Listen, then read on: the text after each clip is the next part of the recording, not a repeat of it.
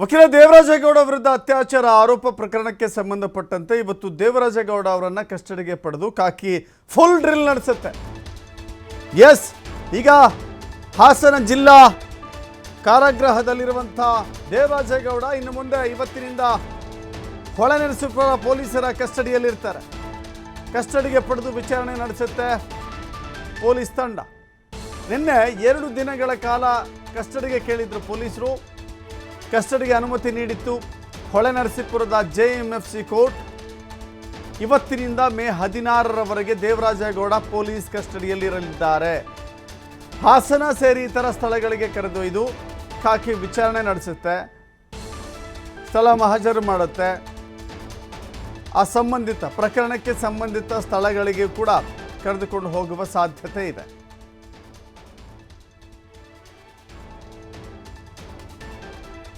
ಮತ್ತಷ್ಟು ಮಾಹಿತಿ ನಮ್ಮ ಪ್ರತಿನಿಧಿ ಪ್ರಕಾಶ್ ನೀಡ್ತಾರೆ. ಪ್ರಕಾಶ್, ಇದೀಗ 2 ದಿನಗಳ ಕಾಲ ದೇವರಾಜೇಗೌಡ ಅವರನ್ನ ಕಸ್ಟಡಿಗೆ ಪಡೆದುಕೊಳ್ಳುತ್ತೆ ಹೊಳೆನರಸೀಪುರ ಪೊಲೀಸರ ತಂಡ. ಸಾಕಷ್ಟು ಕುತೂಹಲ ಇದೆ, ಯಾಕಂತ ಹೇಳಿದ್ರೆ ಪರ ವಿರೋಧ ಯಾರು ಇದನ್ನು ಆರೋಪ ಮಾಡ್ತಾ ಇದ್ರೋ, ಅತ್ಯಾಚಾರದ ಆರೋಪ ಮಾಡ್ತಿದ್ರು, ಅದೇ ಆರೋಪದಲ್ಲಿ ಇದೀಗ ದೇವರಾಜೇಗೌಡರೇ ಖುದ್ದಾಗಿ ಜೈಲು ಸೇರಿದ್ದಾರೆ. ಹಾಗಾದರೆ ಈ ಪ್ರಕರಣದ ದಿಕ್ಕು ದೆಸೆ 2 ದಿನಗಳ ಕಾಲ ಕಸ್ಟಡಿ ಹೇಗೆ ಸಾಗುತ್ತೆ? ಮತ್ತಷ್ಟು ಮಾಹಿತಿ ನೀಡೋದಾದರೆ ಪ್ರಕಾಶ್.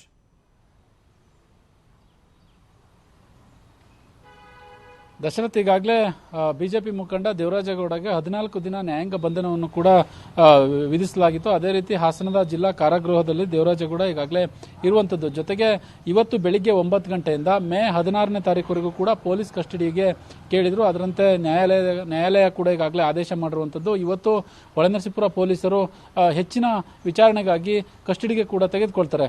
ಇದಕ್ಕೆ ಸಂಬಂಧಪಟ್ಟ ಹಾಗೆ ನಮ್ಮ ಜೊತೆ ಅಂದ್ರೆ ದೇವರಾಜೇಗೌಡರಿಗೆ ಸಂಬಂಧಪಟ್ಟಂತಹ ವಕೀಲರೇನಿದ್ದಾರೆ, ಸುನೀಲ್, ಹೈಕೋರ್ಟ್ ವಕೀಲರು, ಅವರು ನಮ್ಮ ಜೊತೆಗಿದ್ದಾರೆ. ಅವ್ರನ್ನ ಮಾತನಾಡಿಸ್ತೀನಿ. ಸರ್, ಈಗ 2 ದಿವಸ ಕಸ್ಟಡಿಗೆ ಕೂಡ ಪೊಲೀಸರು ತೆಗೆದುಕೊಂಡಿರುವಂತದ್ದು ಯಾವೆಲ್ಲ, ಹೇಗೆಲ್ಲ ಸರ್, ಯಾವ ತರ ಇದೆ ನಿಮ್ಮ ಇದೇನು ಸರ್? ಸರ್, ಈಗ ನಾವು JC ಕಸ್ಟಡಿಗೆ ಆರ್ಡರ್ ಮಾಡಿದ್ಮೇಲೆ ಪೊಲೀಸ್ನವರು ಒಂದು ಅಪ್ಲಿಕೇಶನ್ ಹಾಕಿದ್ದಾರೆ. ವಿಚಾರಣೆ ಮಾಡಿಸ್ಬೇಕು, ಅವ್ರಿಗೆ ಮೆಡಿಕಲ್ ಎಕ್ಸಾಮಿನೇಷನ್ ಮಾಡಿಸಿ ಮಾಜರ್ ಮಾಡಿಸ್ಬೇಕು ಅಂತ ಹೇಳ್ಬಿಟ್ಟು ಅಪ್ಲಿಕೇಶನ್ ಹಾಕಿರೋದ್ರಿಂದ ಕೋರ್ಟ್ನವರು 2 ದಿನ ಕಾಲಾವಕಾಶ ಕೊಟ್ಟಿದ್ದಾರೆ. ಸೊ 2 ದಿನ, ಇವತ್ತು 9 ಗಂಟೆಯಿಂದ 16ನೇ ತಾರೀಕಿಗೆ ಕೋರ್ಟ್ ಮುಂದೆ ಅವ್ರನ್ನ ಪ್ರೊಡ್ಯೂಸ್ ಮಾಡಬೇಕಾಗತ್ತೆ. ಸೊ 16ನೇ ತಾರೀಕು ಈ 2 ದಿನದಲ್ಲಿ ಏನೇನು ಇನ್ವೆಸ್ಟಿಗೇಷನ್ ಇದೆಯೋ ಎಲ್ಲ ಕಂಪ್ಲೀಟ್ ಮಾಡಿ ಅಂತ ಕೋರ್ಟ್ನವರು ಆರ್ಡರ್ ಮಾಡಿದ್ರು, ಆದೇಶ ಕೊಡಿ. ಸರ್, ಈಗ 14 ದಿನ ನ್ಯಾಯಾಂಗ ಬಂಧನ ಕೂಡ ಆಗಿತ್ತು. ಹೆಚ್ಚಿನ ತನಿಖೆ ಮತ್ತೆ ಹೆಚ್ಚಿನ ವಿಚಾರಣೆಗಾಗಿ ಇವತ್ತು ಪೊಲೀಸ್ನವರು ಕೂಡ ಕಸ್ಟಡಿಗೆ ತೆಗೆದುಕೊಳ್ತಾ ಇರುವಂಥದ್ದು. ನಿಮ್ಮ ಇದೇನು ಸರ್? ಸರ್, ಇದರಲ್ಲಿ ಅವರು ಏನು ಮಾಡಬೇಕು, ಅವ್ರದ್ದು ಪೊಲೀಸ್ನವರು ಮೆಡಿಕಲ್ ಟೆಸ್ಟು ಇದೆಲ್ಲ ಬಾಕಿ ಇರೋದ್ರಿಂದ, ಯಾಕಂದರೆ 376 ಆಗಿದೆ ಅಂತ ಹೇಳ್ಬಿಟ್ಟು ಅದ್ರ ಮೇಲೆ ಫರ್ದರ್ ಇದಾಗಿರೋದ್ರಿಂದ ಇದ್ರ ಮೇಲೆ ಇನ್ವೆಸ್ಟಿಗೇಷನ್ ಮಾಡ್ಬೇಕು ನಾವು ಅಂತ ಅಂದ್ಬಿಟ್ಟು ಕೋರ್ಟಲ್ಲಿ ಕಾಲಾವಕಾಶ ಕೇಳಿ ನಮಗೆ ಕಸ್ಟಡಿಗೆ ಕೊಡಿ ಅಂತ ಅಂದ್ಬಿಟ್ಟು ಅರ್ಜಿ ಹಾಕಿದ್ರು. ನಿನ್ನೆ ಕೋರ್ಟ್ನವರು ಇನ್ವೆಸ್ಟಿಗೇಷನ್ ಪರ್ಪಸ್ಗೋಸ್ಕರ 2 ದಿನ ಟೈಮ್ ಕೊಡಿ, 10 ದಿನ ಕೇಳಿದರು, 2 ದಿನ ಟೈಮ್ ಕೊಟ್ಟಿದ್ದಾರೆ. ಸೊ ಈಗ ಇವತ್ತು 9 ಗಂಟೆಯಿಂದ 16ನೇ ತಾರೀಕು ಕೋರ್ಟ್ ಮುಂದೆ ಪ್ರೊಡ್ಯೂಸ್ ಮಾಡೋವರೆಗೂ ಅವ್ರಿಗೆ ಇದು 16ನೇ ತಾರೀಕು ಅವ್ರಿಗೆ ಕೋರ್ಟ್ ಪ್ರೊಡ್ಯೂಸ್ ಮಾಡಬೇಕು. ಇನ್ವೆಸ್ಟಿಗೇಷನ್ ಮಾಡಿ ಮೆಡಿಕಲ್ ಟೆಸ್ಟು ಇದೆ, ಏನೇನಿದೆ ಎಲ್ಲನೂ ಮುಗಿಸಿ ಅಂತ ಹೇಳ್ಬಿಟ್ಟು ಕೋರ್ಟ್ನವ್ರು ಹೇಳಿದ್ದಾರೆ. ಏಪ್ರಿಲ್ 1ನೇ ತಾರೀಕು ದೂರು ದಾಖಲಾಗಿತ್ತು ಅವ್ರ ಮೇಲೆ. ಬಟ್ ಇತ್ತೀಚೆಗೆ ಈಗ ಕಳೆದ 2-3 ದಿನಗಳ ಹಿಂದೆ ನ್ಯಾಯಾಂಗ ಬಂಧನಕ್ಕೆ ಕೊಟ್ಟಿರುವಂಥದ್ದು. ಹೌದು, ಏಪ್ರಿಲ್ 1ರಲ್ಲೇ ಆಗಿದ್ದು ಅಫೆನ್ಸ್ಗಳೇ ಬೇರೆ ಇದ್ದಿದ್ದರಿಂದ ಎಲ್ಲ ಬೇಲಬಲ್ ಅಫೆನ್ಸ್ ಇತ್ತು. 354A, 354C, 448, 504, 506 ಇದ್ದಿದ್ದು. ಸೊ ಅದಾದಮೇಲೆ ಅದೆಲ್ಲ ಬೇಲಬಲ್ ಅಫೆನ್ಸು. ಸೊ ಹಾಗಾಗಿ ಅವರು ಅದನ್ನು ಇನ್ನು ಇದು ಮಾಡಿ ಇವರು ಸ್ಟೇಟ್ಮೆಂಟ್ ಎಲ್ಲ ತೊಗೊಂಡು ಇದು ಮಾಡಿದರು.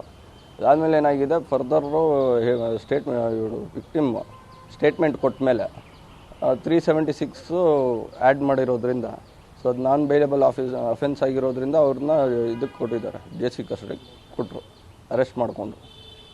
10ನೇ ತಾರೀಕು 8-6ವರೆಗೆ ಸ್ಟೇಟ್ಮೆಂಟ್ ತೊಗೊಂಡು ಎಲ್ಲ ಮಾಡಿ 8ನೇ ತಾರೀಕು ಚಿತ್ರದುರ್ಗದ ಹತ್ರ ಹಿಡಿದಿರೋದು.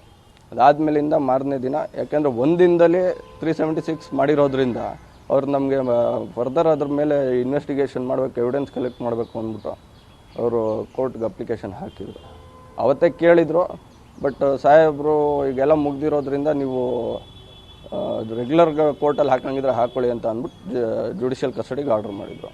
ನಿನ್ನೆ ರೆಗ್ಯುಲರ್ ಕೋರ್ಟ್ ಇದ್ದಿದ್ದರಿಂದ ಕೋರ್ಟಲ್ಲಿ ನಿನ್ನೆ ಅಪ್ಲಿಕೇಶನ್ ಹಾಕ್ಕೊಂಡು 10 ದಿನ ಕೇಳಿದ್ರು ಕೋರ್ಟ್ನವ್ರು 10 ದಿನ ಎಲ್ಲ ಕೊಡೋಕ್ಕಾಗಲ್ಲ, ಯಾಕಂದರೆ ಇದೆಲ್ಲ ಮುಗ್ದಿರೋದ್ರಿಂದ ನಿಮ್ಗೇನು ಫರ್ದರ್ದೇನು ಸ್ಟೇಟ್ಮೆಂಟ್ ಬೇಕು, ಮೆಡಿಕಲ್ ಇದು ಮಾಡೋದು ಮತ್ತು ಮಾಜರ್ ಮಾಡಿಸೋದಕ್ಕೋಸ್ಕರ 2 ದಿನ ಅಂತ ಕೊಟ್ಟಿದ್ದಾರೆ. ಅಷ್ಟು ಬಿಟ್ಟರೆ ಬೇರೆ ಇನ್ನೇನು ಕೊಟ್ಟಿಲ್ಲ.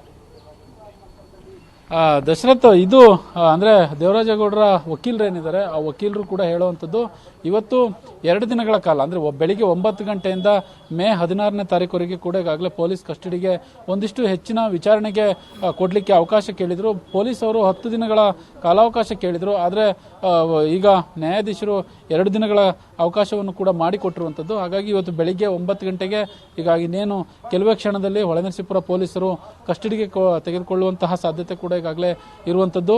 ಒಟ್ಟಾರೆ ಒಂದೊಂದು ದಿನಕ್ಕೆ ಈ ಪ್ರಕರಣ ಏನಿದೆ ಸಾಕಷ್ಟು ತಿರುವನ್ನು ಕೂಡ ಈಗಾಗಲೇ ಪಡೆದುಕೊಳ್ತಾ ಇರುವಂತದ್ದು. ದಶರಥ್, ಥ್ಯಾಂಕ್ ಯು ಪ್ರಕಾಶ್ ನಿಮ್ಮೆಲ್ಲ ಮಾಹಿತಿಗೆ.